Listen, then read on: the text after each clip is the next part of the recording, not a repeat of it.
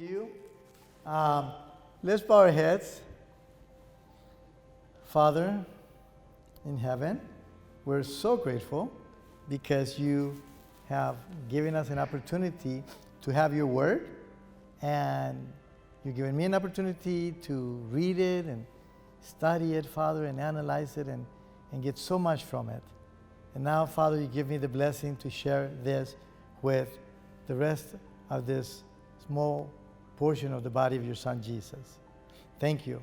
Please guide me, Father. Please guide me, guide every thought, guide every word, so that everything that we talk about, Father, is something that will come from you, that will be a blessing to everyone here and everyone who listens to this. And please bless everyone who's listening, Father, and help them to understand your message and to be able to apply it to their lives. I ask you this, Father, in the name of your Son, Jesus. Amen. Okay, please go ahead and sit down.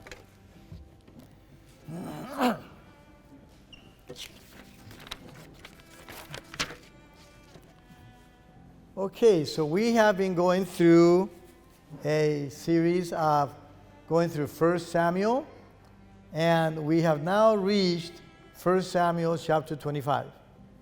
So I'm going to do this in two parts because the second part that we'll do with God's help next time that I get an opportunity to speak in 3 weeks from now with God's help, it's going to be about a lady, a woman, a remarkable woman named Abigail.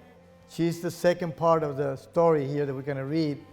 And there's so many important things that I learned from her life that are so impactful that I cannot cram it all into this one session. So we're going to be looking at chapter 25 in two parts, okay? So first we're going to start with remembering, let's just start with chapter 25 and let's look at verse 1, all right? Everybody have it? It says, "Then Samuel died, and all Israel gathered together and mourned for him and buried him at his house in Ramah. And David arose and went down to the wilderness of Paran." What I find interesting here is that we're studying this whole history, this whole story about David, and then all of a sudden, here we just have one verse talking about Samuel and the fact that he died.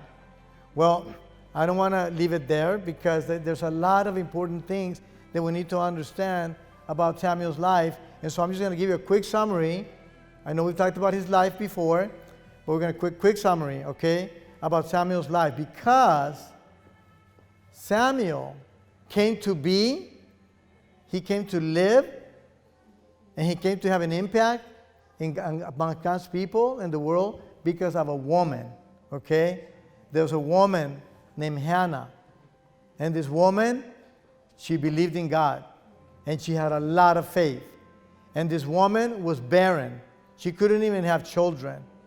And so, because of this woman who was godly, who had faith, who trusted God, because of this woman who pleaded with God with all her heart, and the tears in her eyes because she pleaded with God because she wanted a son.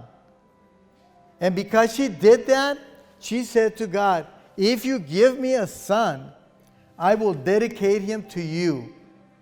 So the point of the summary that I'm making about Samuel is because this story has to do with the impact that this woman of faith had on the entire world and on God's people.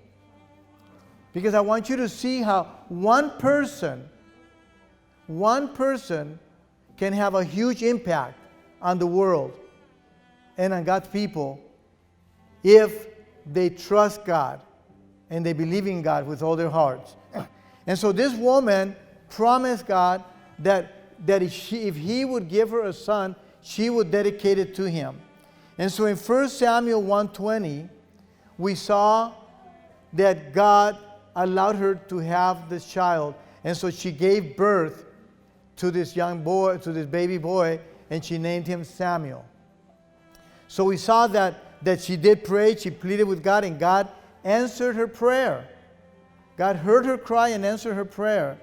And then this woman turned around and she kept her word. She had promised God that if you give me a son, I will dedicate him to you, and she did. And so we see that in 1 Samuel 1, verse 27 through 28, we see that she actually dedicates Samuel to God.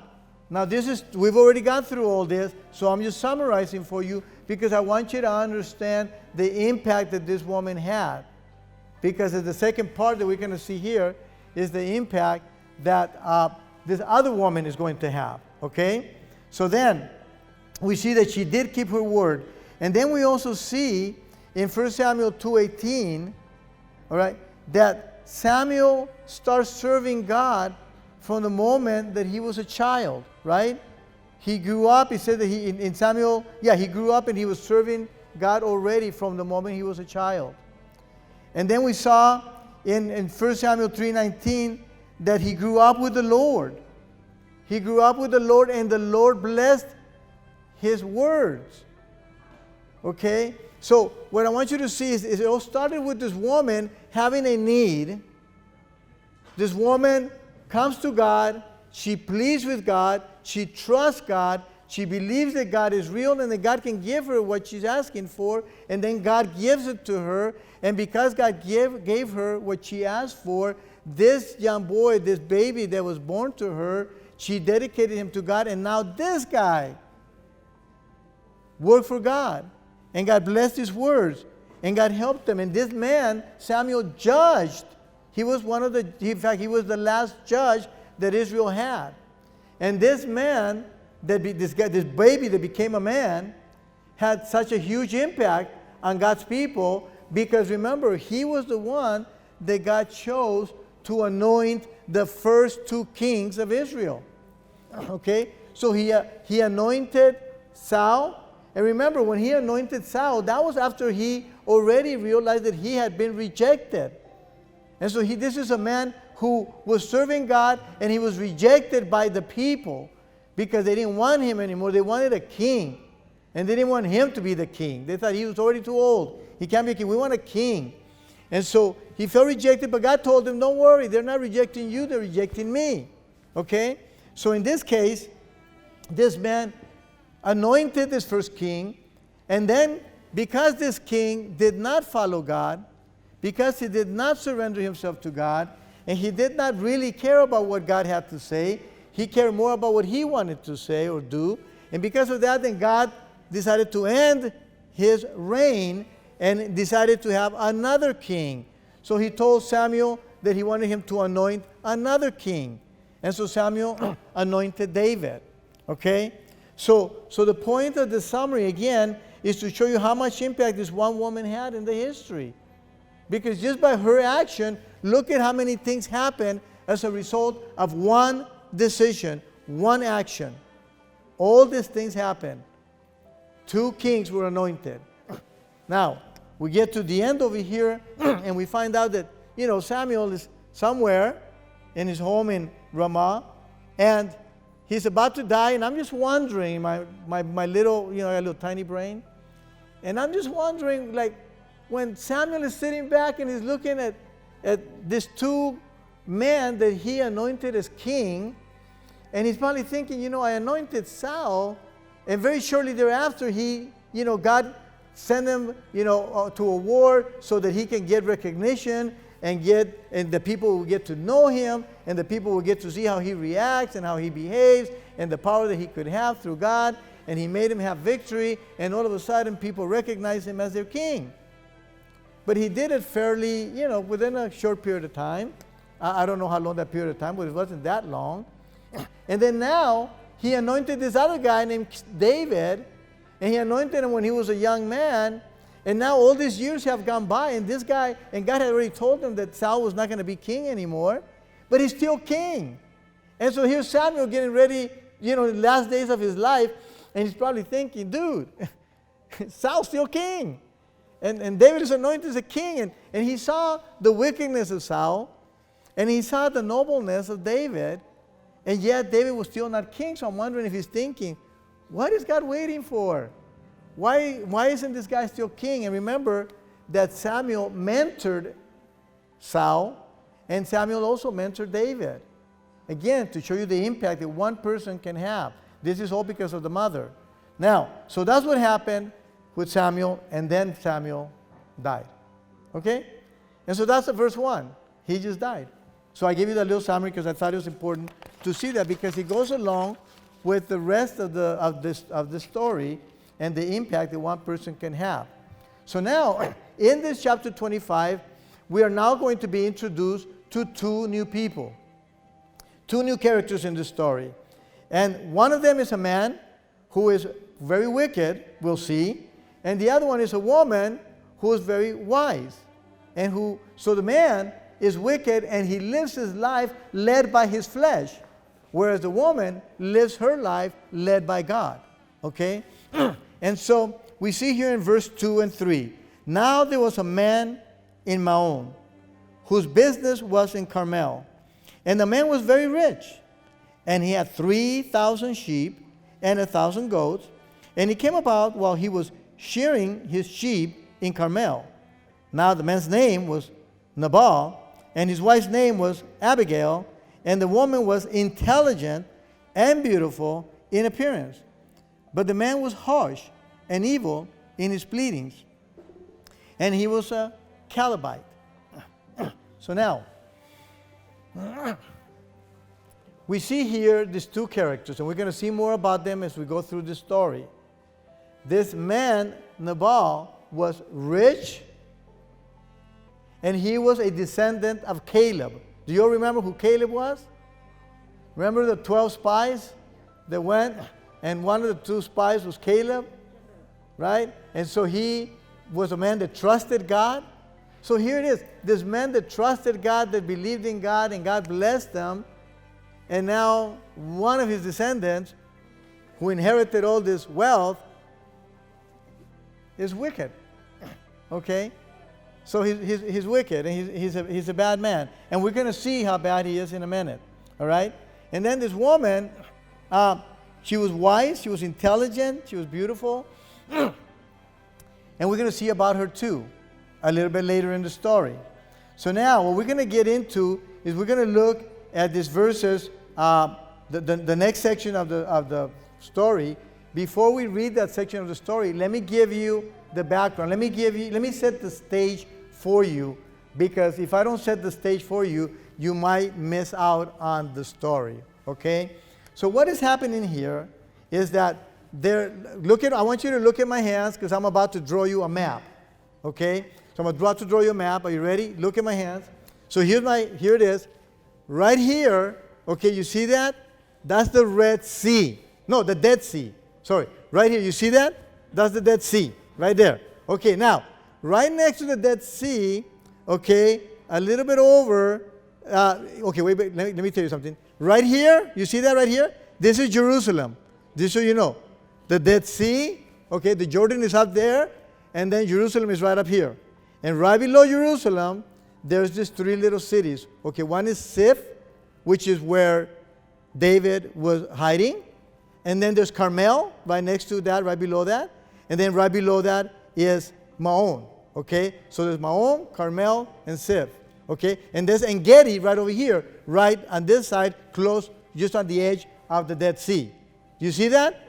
Do you like the map? It would be better if I would just put a map up there, right? I was going to do that, but my assistant that would help me with that is not here today. So I decided I'd just draw it with my hand. So anyway, the reason that's important is because these 3 cities of Maon, Carmel, and Sif, they're close together. Now this guy, Nabal, he is from Maon, Maon right here. And then Carmel is right next door, which is really close by. And that's the area where he has his business. That's the area where the fields where his sheep and his goats and all that, that's where they graze, that's where they eat, that's where they hang out.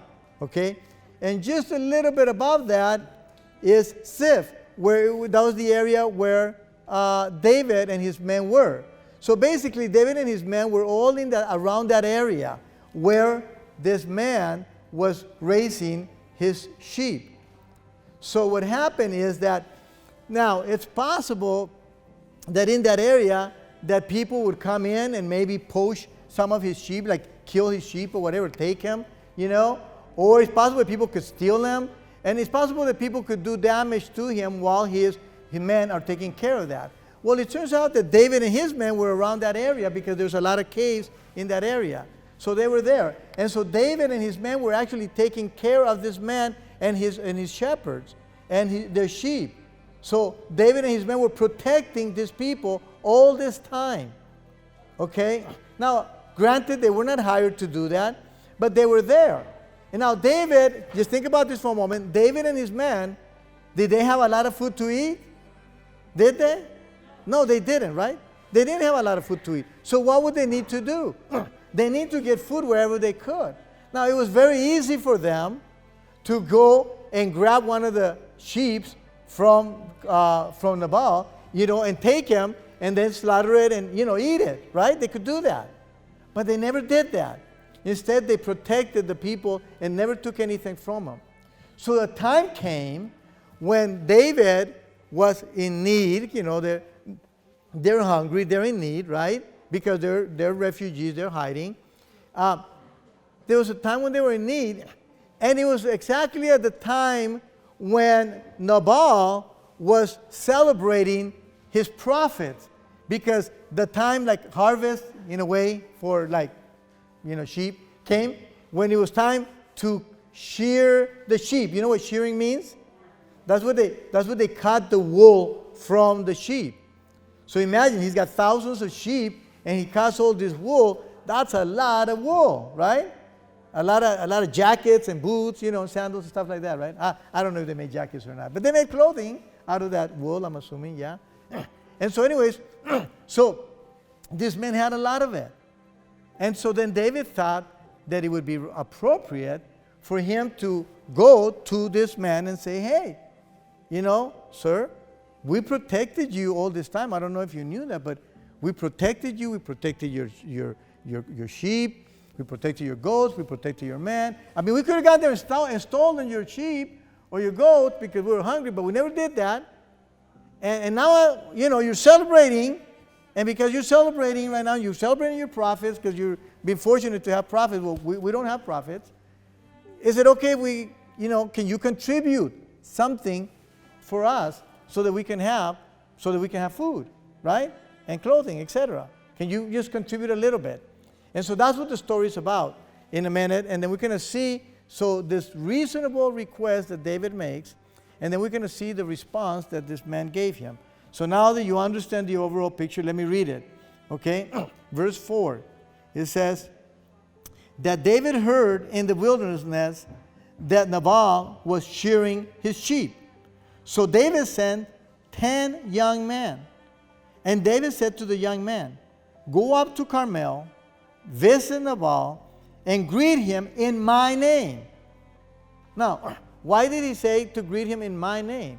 You see, David was the guy that killed Goliath. Do you think it's possible that all the people in Israel might have heard about David? You think it's possible? You think it's possible they all heard about what he did with Goliath? Yeah. Now, you remember that David went and he fought all these different armies that were trying to invade Israel, and he went and fought, and he beat them, right? And the women were saying this song about how he slain his 10,000s and Saul the thousands or whatever. So do you think that it's possible that David was known by everyone in Israel, or at least mainly almost everyone? Yeah, is that possible? I think it's possible. So I think that David recognized that people would recognize him, especially somebody of means, somebody that was rich would probably know who David was. So he says, go in my name. Go let him know, okay, that I'm here. And then he says in verse 6, and thus you shall say. So he even tells them exactly what they needed to say. Say to him, have a long life. Peace be to you, and peace be to your house, and peace be to all that you have. Now, I have heard that you have shearers. Now, your shepherds have been with us, and we have not insulted them. Now, I have the NASB version. It says the word insulted, but that word really means harm, okay? And we have not harmed them, okay? We have not done any damage to them, okay? He says, nor have they missed anything. In other words, we have not stolen anything, and no one has stolen anything from them all the days that they were in Carmel, okay? Remember, Carmel is that city right below where David is hanging around, okay, and his men. And then, verse 8, it says, ask your young men, and they will tell. So David is saying to tell Nabal that he can ask his young men, and they will tell you. Because, of course, they saw David's men protecting them all the time. He says, so tell Nabal, hey, you can ask your young men. They'll tell you. Therefore, he says, let my young men find favor in your eyes, for we have come on a festive day. Please give whatever you find at hand to your servants and to your son David. Okay? Now, when David's young men came, they spoke to Nabal according to all these words in David's name, and then they waited. So, what's happening here?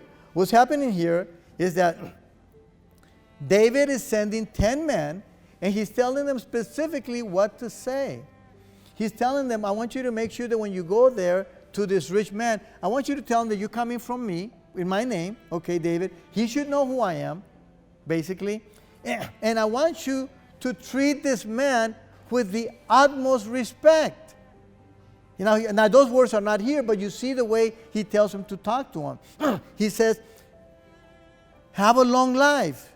Peace be to you, and peace be to your house, and peace be to all that you have. It's like they're wishing him peace, which is something that was a great greeting back in those days, right? That's like when you want to bless somebody. So he's telling them that. And then he tells them what he did for them. He's telling Nabal what David and his men did for him to protect them. And then he tells them, just in case you don't believe us, you can ask your men. They will tell you. They were there. They saw how we protected them. They'll tell you that. Okay? And then notice this humble approach that he uses.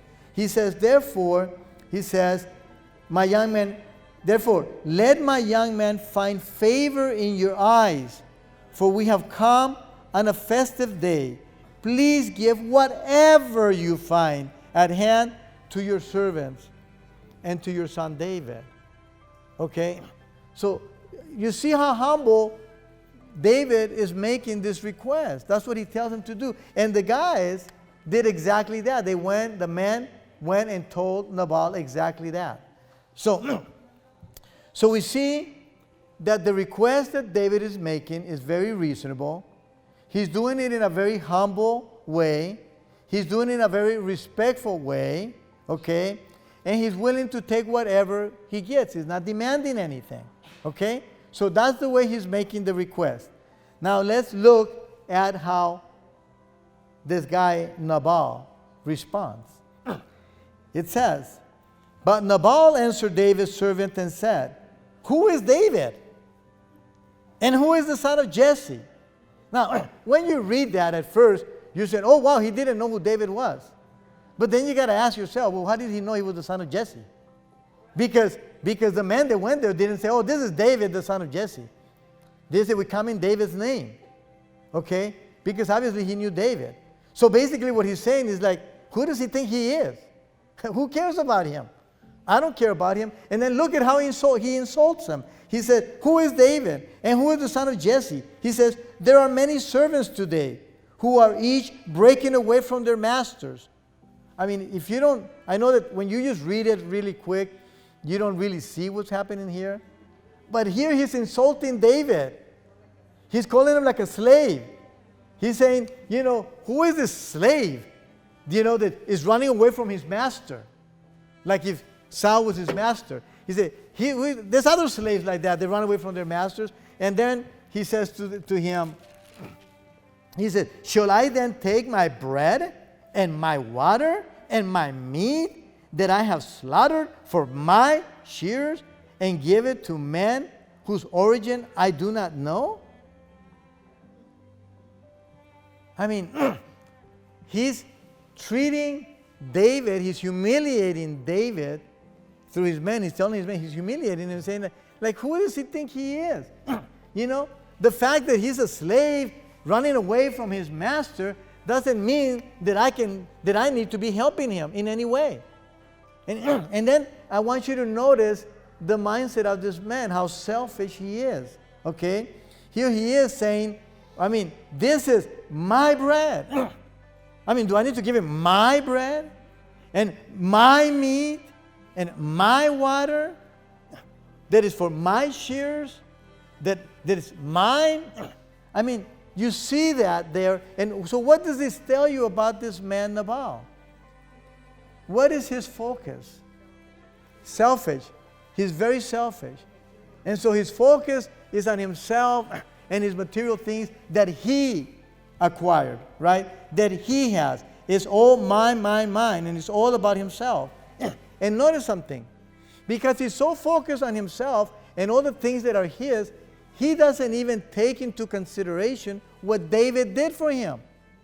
Okay? David is telling him, dude, I protected you. We helped you out. We could have just gone in there and taken whatever we wanted to, and there's nothing you could have done about it. But we didn't do that. Okay? So David is telling him what his need is.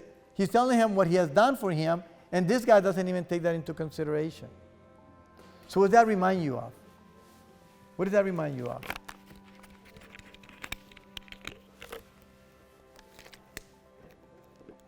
Well, it reminds me of some of us. You see, the thing is that people that are not with God, they don't think about the fact that God is the one that has given them things. People that are not with God, they think that they, on their own strength, are doing everything. And there are people that are on their own strength are doing things. But you know what? At any time, God can come and take it away. Right? And any time God can come and say, you know what, here you're going to have a plague. Or anytime he can say, you know what, I'm going to take your life. Which is what eventually is going to happen here in a minute, but we'll see that next week. But the point is that, you know, you don't know whether you're going to live tomorrow to enjoy what you have. I mean, how many people here know that they're going to live tomorrow? Like 100% certain that you're going to be here tomorrow. Raise your hands. None of you? Exactly.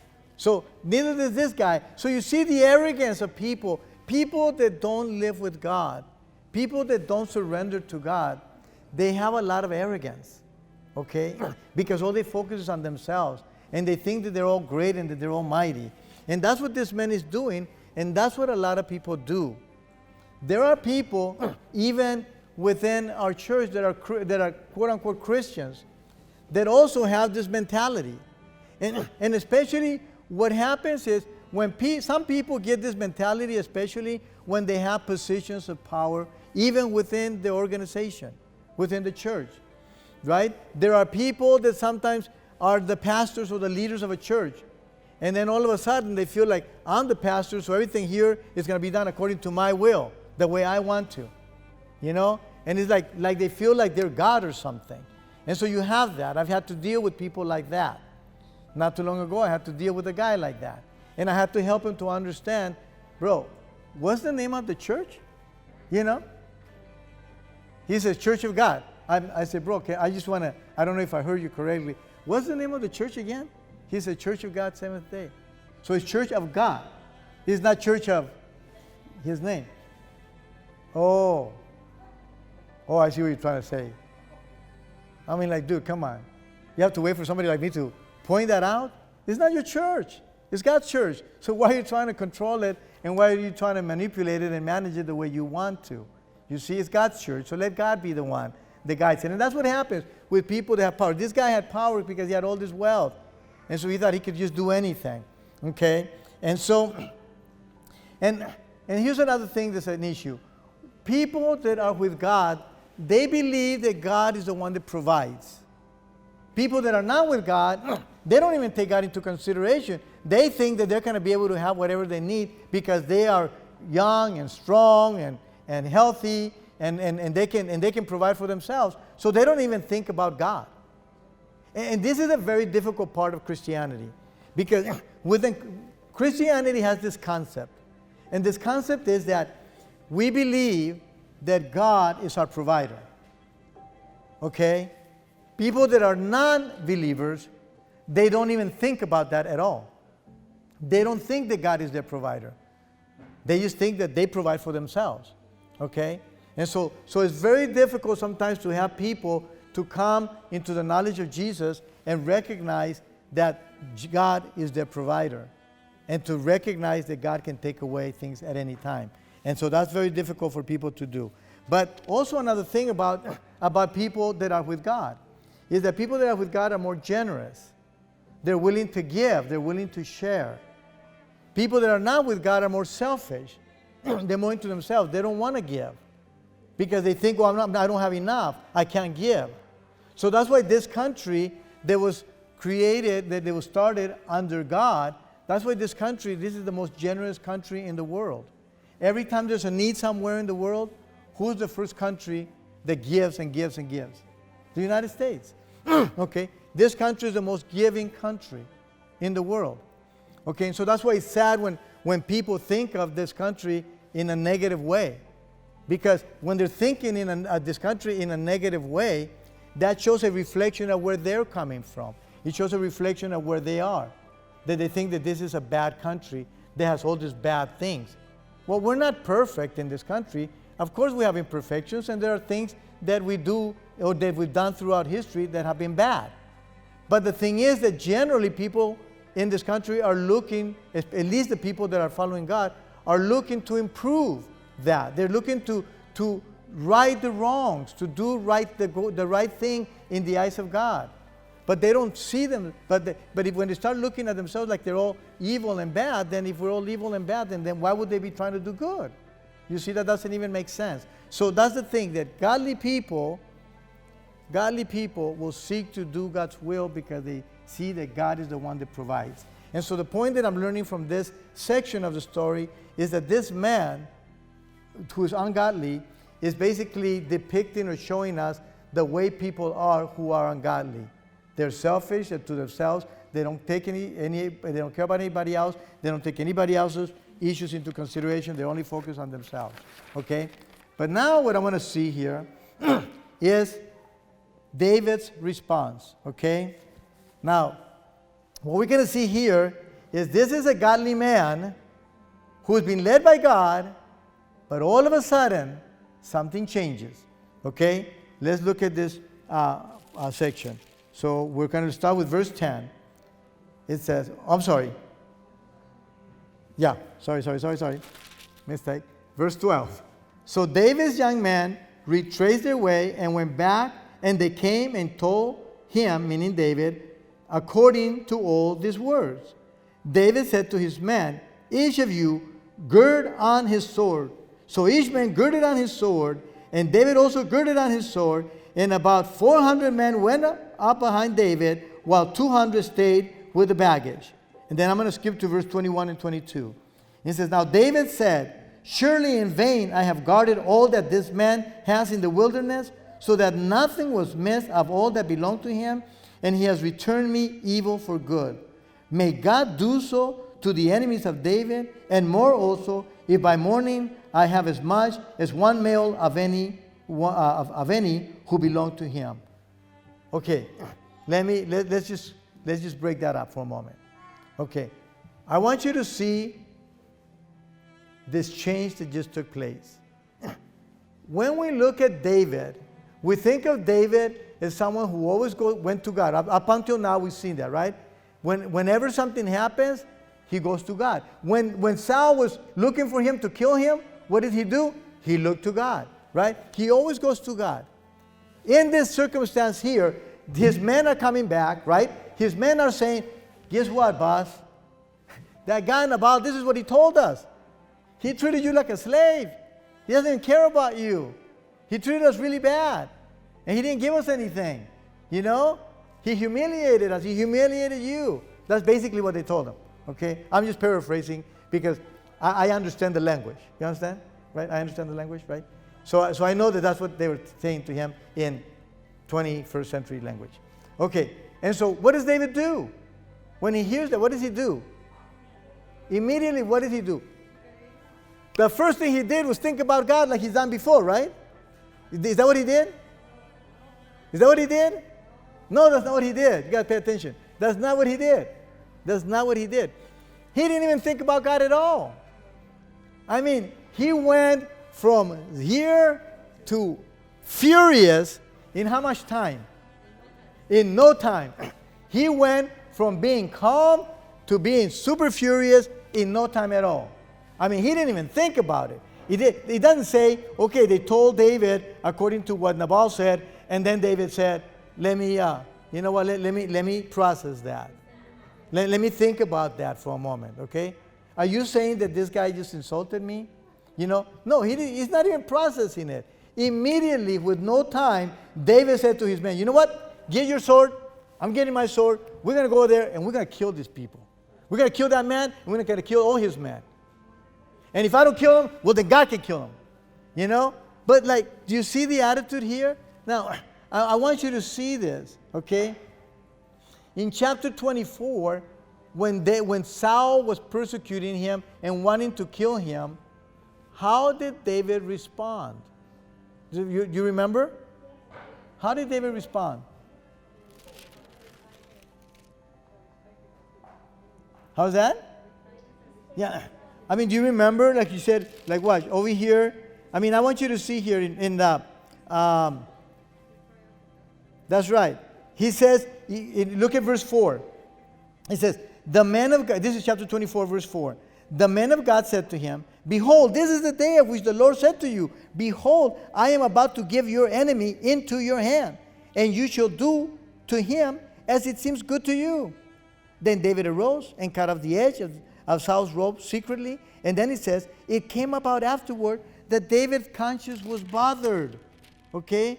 Because he had cut off the robe of Saul's robe, the edge of Saul's robe. I mean, look at this mindset.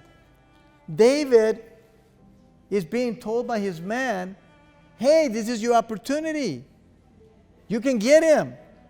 And David could have interpreted and said, yeah, he's right here. I can kill him. He's my enemy. He's been searching for me. I can kill him. And then instead of doing that, he cuts the edge of the robe and his conscience bothers him. Right? His conscience bothers him. And then he says in verse 6, see that far be it, he says, so he said to this man, far be it from me because of the Lord that I should do this thing to my Lord, the Lord's anointed, to stretch out my hand against him since he is the Lord's anointed. I mean, look at verse 10. Behold, this day your eyes have seen that the Lord God had given you today into my hand in the cave. And some said to kill you. But my eye had pity on you, compassion. And I said, I will not stretch out my hand against my Lord, for he is the Lord's anointed. And then look at verse 12. He says, may the Lord judge between you and me. And may the Lord avenge me on you. Okay? But my hand shall not be against you. And you look at verse 15. The Lord, therefore, be the judge and decide between you and me. And may he see and plead my cause and deliver me from your hand. Okay? You see the difference here? What is David's focus on chapter 24? What? God, doing God's will. David's focus was to do God's will. His focus was God. He was thinking about God. He was giving everything to God. Let God be the one that avenges him. Let God be the one that takes care of it. Let God be the judge. He said, I cannot do this because I don't want to offend God. So his focus was God. All right? In fact, he took his time to think. You remember James 1:19? What does James 1:19 say? Does anybody know?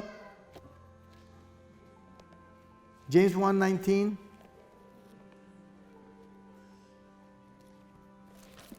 Oh my gosh. I got this new Bible with these big words, but I have to get used to the fact that there's more pages. So when I'm flipping through it, it's just, I have to get used to that. Anyways, it talks about being slow to do what? How's that? And what else? That's right. But everyone must be quick to hear, slow to speak, and slow to anger. So, it seemed that David before, are you with me? David was connected with God. He was thinking about God. So therefore, how fast did he get angry? Not fast at all. He was slow. Okay? This guy wants to kill him. David is slow to anger. Okay? He's thinking, he's processing, because God is the one directing him. But now we get over here to this event that took place, and what did David do? The complete opposite, right? I mean, he got mad super fast. All right? So what does this tell you about David? What does it tell you about David? It tells he was angry. He probably was angry. What it tells me is that David was human. David was human, right? And so the thing is that as a human, he reacted, he had a really bad reaction. Remember we talked about initial reactions? He just had a really bad initial reaction. He wanted to go kill this guy, all right? So he put God aside, all right? And what it did is it showed his weakness, right? He had a huge moment of weakness. So this is God's anointed, and he had a moment of weakness.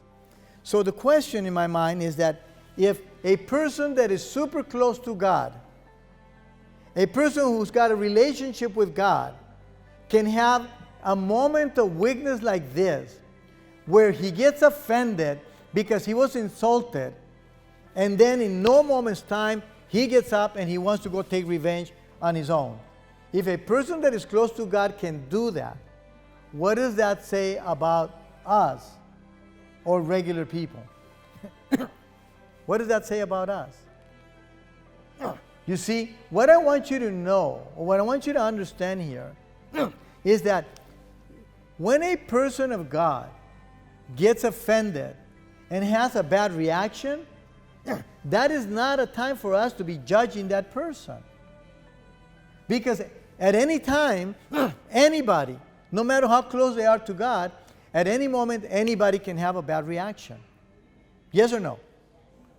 In fact, if you catch a person just at the wrong time, at the perfect wrong time, and he happens to be hangry because he's hungry and he's anxious and whatever, and something happens, it is possible for a person to have a really bad reaction. Okay?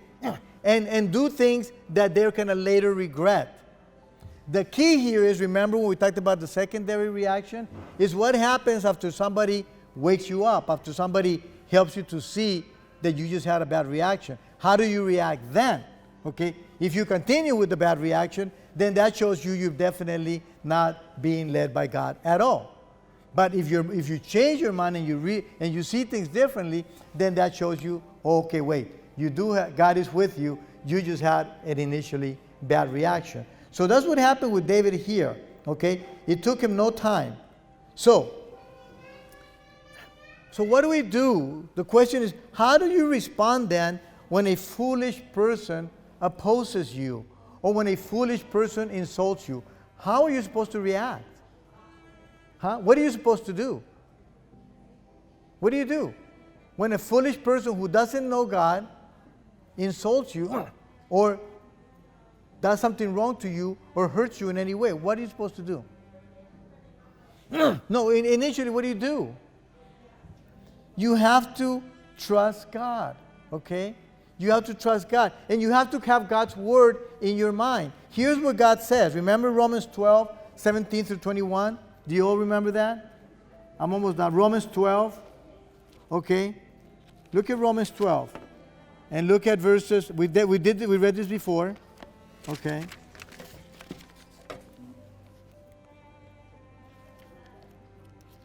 Romans 12. Hold on. I need to do this. Oh my gosh. Okay, Romans 12, verses 17 to 21. Okay? This is what it says. It says, never pay back evil for evil to anyone. Respect what is right in the sight of all men. If possible, so far as it depends on you, be at peace with all men. Never take your own revenge, beloved, but leave room for the wrath of God. For it is written, vengeance is mine, I will repay, says the Lord. And if your enemy is hungry, feed him. And if he is thirsty, give him a drink.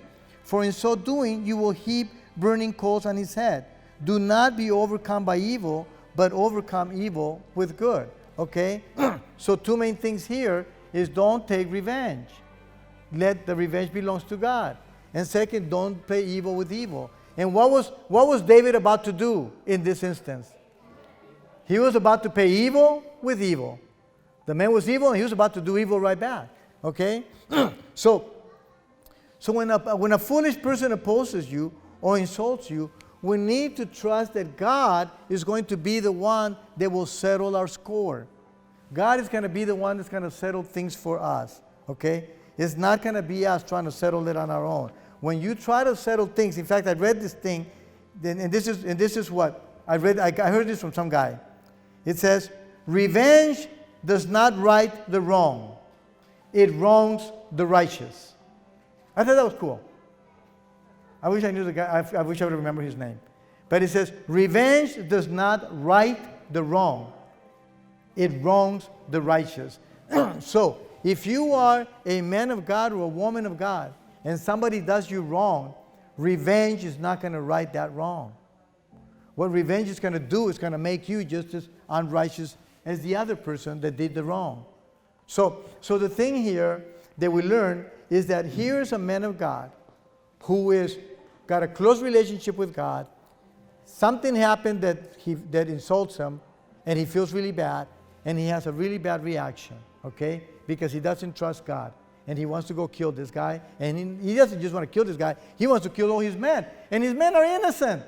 His men are innocent, so David's about to go do something evil. He's about to go kill this man, and he's not going to kill the woman, he's just going to kill the man. So he's going to leave all these widows, and all these mothers without sons, okay? Or sisters without brothers. And he's going to go do this evil because of the fact that he was hurt. So again, this is what can happen to us. So what I'm saying to you is, I want you to think about, and this is, unfortunately we're going to do this next time, is I want to see what happens next. What happens next is that God has so much mercy on David, and he's got so much mercy on the people, that God reacts. Even though David did not react according to God's will, even though David did the wrong thing and was about to do even worse, God saved him.